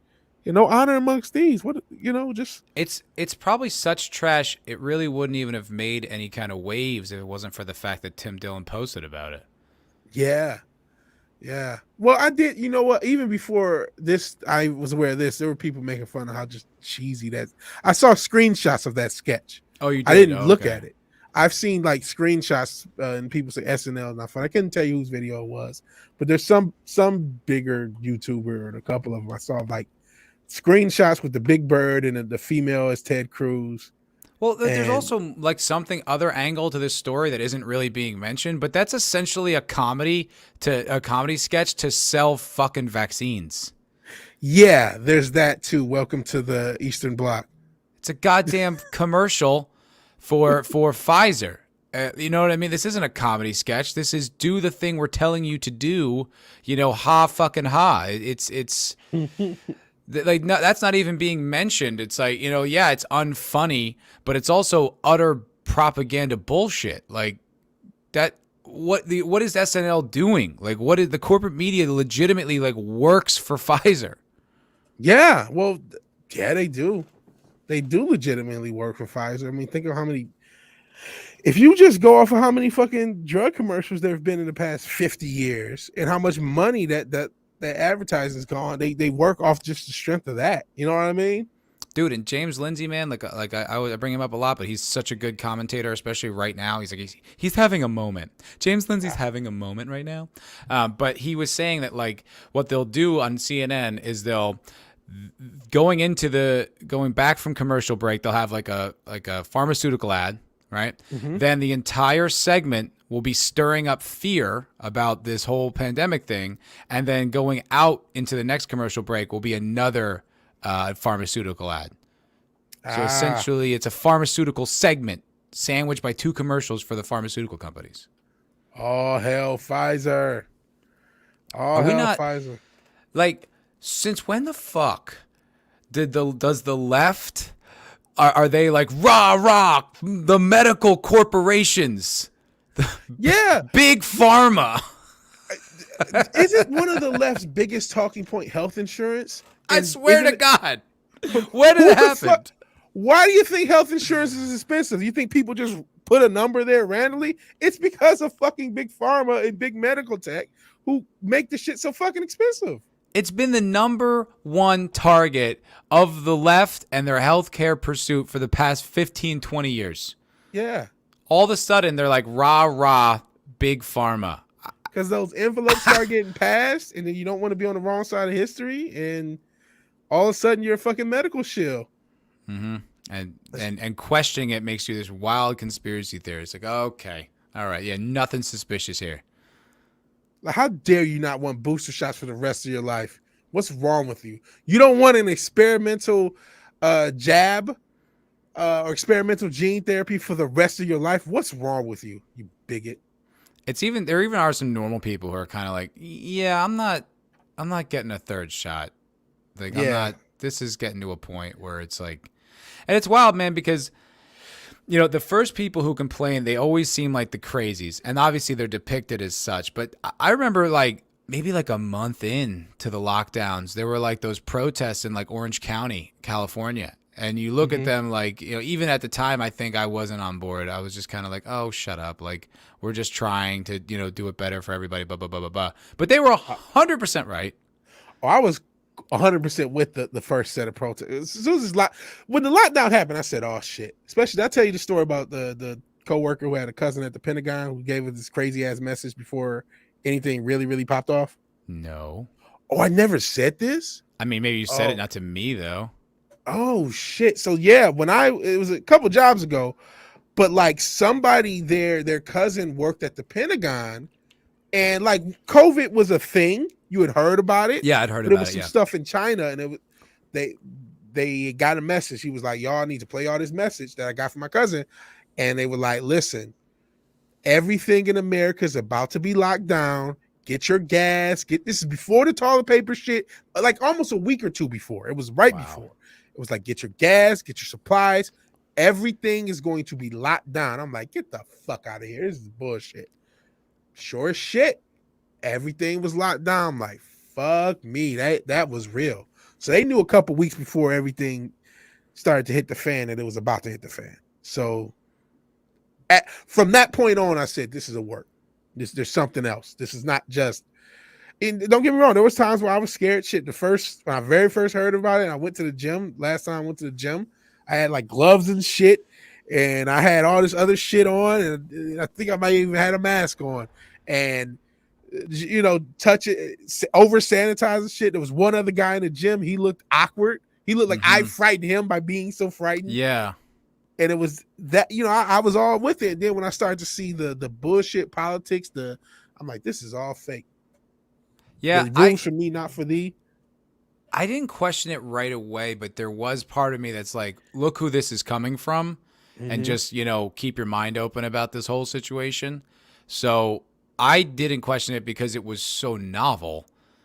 Like, nothing like this has ever happened in the history of this country, as far as I know. I don't even think the Spanish flu matches like what's going on here. We didn't do this for the Spanish flu.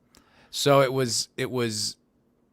I believed it, and then just the longer it went on, and the more bullshit, and then the riots and the curfews, and then you're just like, what the fuck are you all doing with this country right now?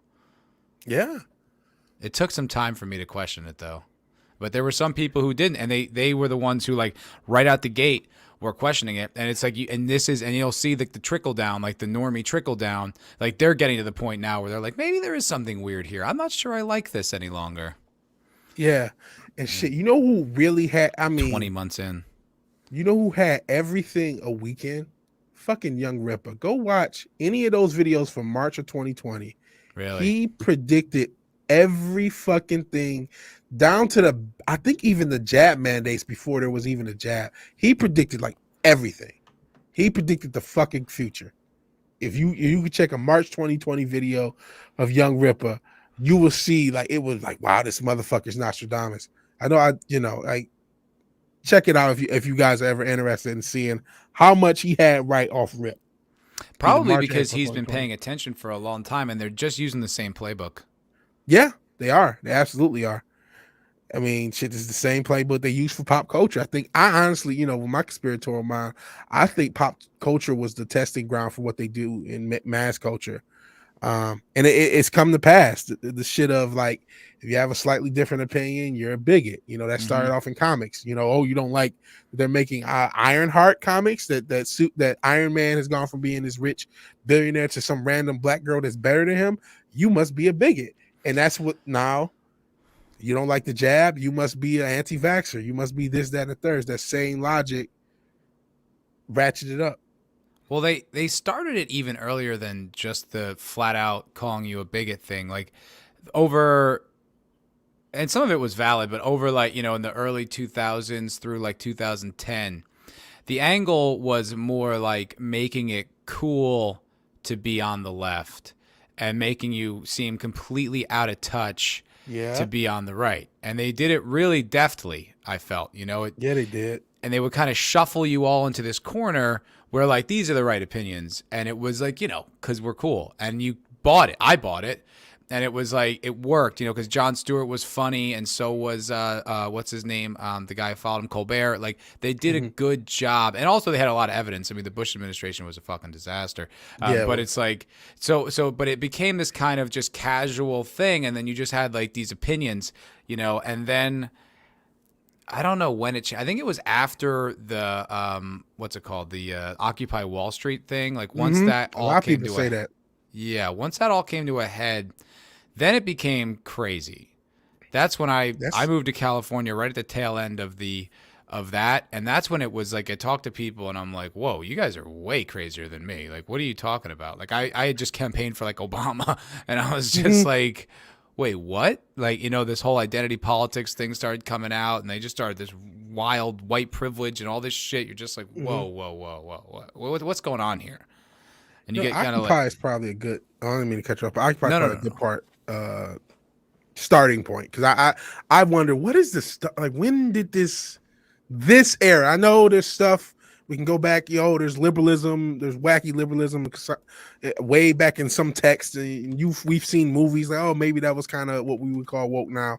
But like this modern era of identity politics and hardcore communism, hardcore leftism, and most of all the exclusionary thought of like, oh, if you're not a part of the group, then I hate to say it, I'm actually about to reveal something I've never revealed. So I was raised as a Jehovah's Witness, and they have this thing. Yeah. So they have this thing called disfellowship, and once you're disfellowship, no one can talk to you. That's the thing. That's the gimmick, which is one of the reasons I never got baptized, because if I can't get baptized, I can't be disfellowship. So that's the thing, and that's what it almost feels like. It's, oh, you're not a part of the group, well, then you have to be excommunicated. So it has that same thing. Sorry, do you listen to Metzger outside of Friday Night Tights?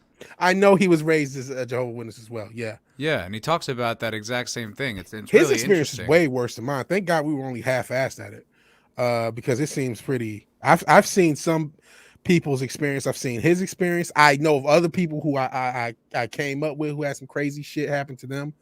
But like my family was kind of like the only show up on like important events type witnesses, like the equivalent of a people who only go to church on Easter type thing. So we didn't do it as hard, but there were times where it was hardcore. Hell, there were times where it's beneficial, but I have heard some of his horror stories about it. Yeah, and it's just you guys have a similar like background and a similar point of view. I think it would be definitely worth your time, especially like the Can't Get Right, because that's where he talks about that more than anything. Yeah. But anyway, so this is the meme. This is and I saw this and I was like, but then I heard like I heard James Lindsay back it up, and I've heard other like reputable people back it up, and you're like, oh. And then I guess that graph they're showing is like the number of New York Times articles monitoring racism, and the explosion right after the end of Occupy Wall Street. Man, bro, I think there's something to it. I do too. The media is so invested in racism, and we got to go now. I hate to leave on this note, but they're so invested in racism that they're trying to fucking make white on white crime a sign of white supremacy, or not crime. It's not a crime. Or white on white violence in this Kyle Rittenhouse situation, a sign of white supremacy. Yeah, they're really stretching. Super stretch. This one doesn't seem like, I don't think they're fooling anyone with the Rittenhouse thing. No, I don't know how normies are reacting. I have no idea how normies are reacting to the Rittenhouse thing. I know how the left is, but yeah, I don't know. Sorry, I spent a lot of time on 9gag, like on the website that I'm sharing this meme from, and there's a lot of people on there who are like, lefty and still believe in like jab mandates and stuff like that. There's a lot of other stuff. It's a pretty diverse like community of opinion, that's what I like about it. But I have not seen anyone for a long time saying, like, honestly, even criticizing Rittenhouse. Like, I think the more evidence comes out, the more the trial seems like a sham. I do think most people are just like, oh yeah, no, this is absolute bullshit. And then they, they characterize the guys that were shot and killed, and you're like, what are we, who are you protecting here? Yeah. That's the thing that's weird. Like, I have an opinion on the Rittenhouse thing. First off, I want to say, I don't think he killed. I don't think he murdered anyone. I think it was self-defense. It was obvious, but I was always uncomfortable with some of not all, but some of the people on the right went like really hard and trying to turn this guy into, lionize him. And I said, he's not really a hero. He's just a guy who got himself in a bad situation and got him out. But like, a lot could have even went worse. he's one of the best shots I've ever seen. But like, what if a stray bullet hit somebody that wasn't involved with the confrontation? That was a very plausible thing that could have happened. And there was a lot of bad that could have happened. So like, to champion what he did, there's one thing to say legally he shouldn't be self-defense, which I agree with, but to champion what he did, especially when you have a lot of these people who are grown-ass people championing what a kid did, it's like, no, he should have had a parent there, an adult male, because to tell him, hey, no, you're not going to solve anything. He put out a few fires, but he's going to be scarred for life after this. You know what I mean? Agreed. And I think the reason people are lionizing him is because there's a lot of people who wanted to go do that.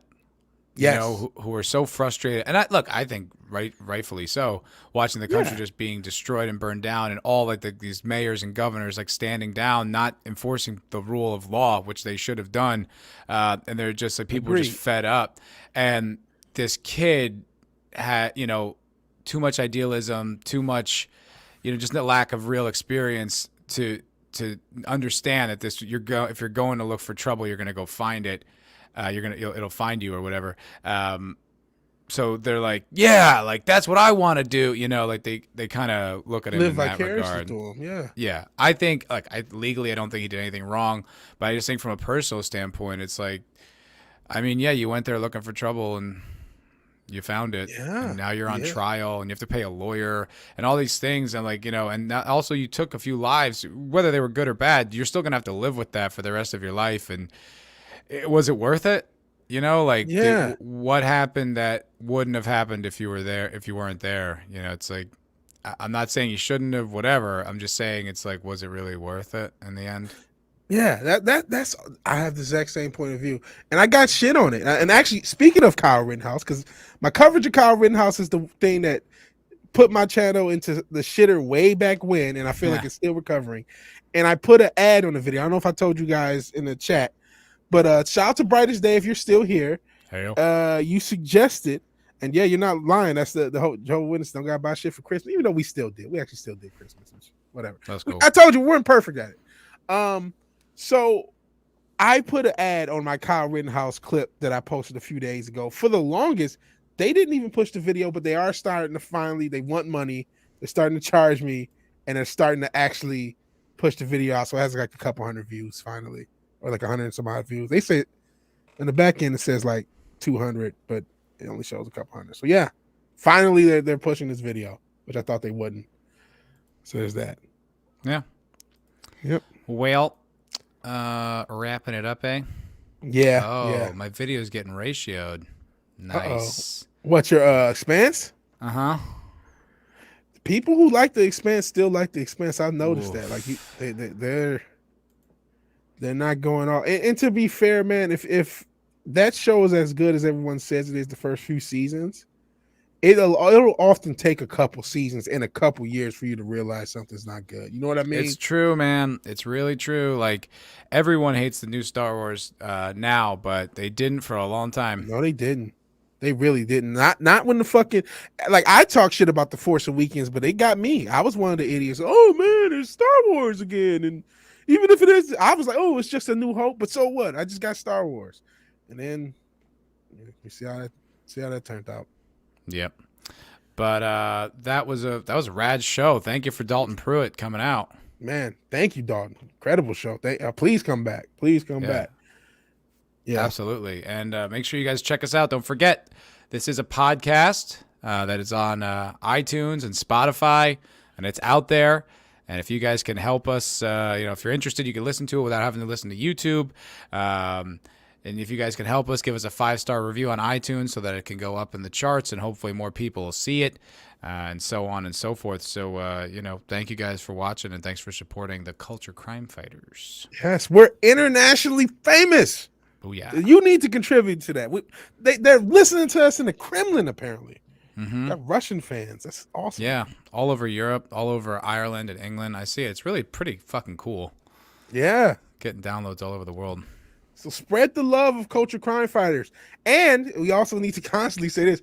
Next week, we're on Matt's channel. So if you enjoy what we got here, next week, we'll be on Foulball Productions channel. Same bat time, different bat channel, but same good content as always. Any other thoughts before we wrap up?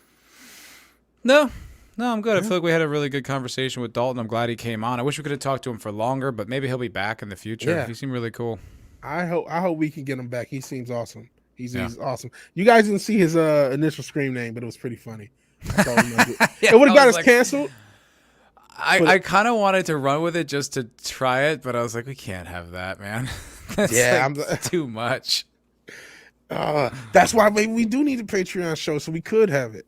That would be funny for sure. That's something on Patreon. So that's something I'll talk to you about off air. But for my man Matt at Foulball Productions, I'm Vigilante Williamson. We are the Culture Crime Fighters, and we are out of here.